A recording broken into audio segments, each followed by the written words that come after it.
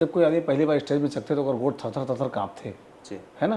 जी। मतलब बहुत जन मैं देखे स्टेज फियर कथे। हाँ। आपन पहली बार स्टेज में कब चढ़े रहा?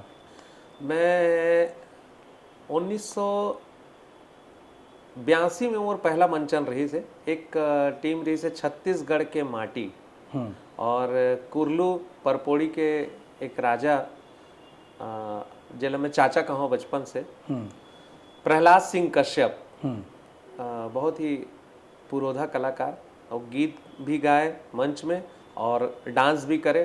तो मोर पिताजी वो छत्तीसगढ़ के माटी करके एक जो कार्यक्रम रही से लोक मंचो उमें मोर पिताजी है प्रहसन वो अभिनय करे।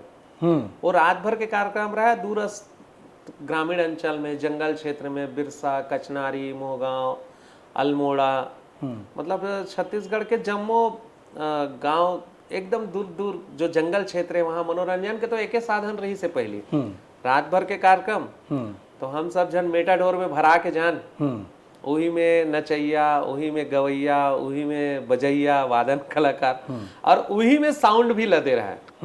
साउंड वाले मन भी पूरा अपन बॉक्स वगैरह सब वो में रखे रहा है।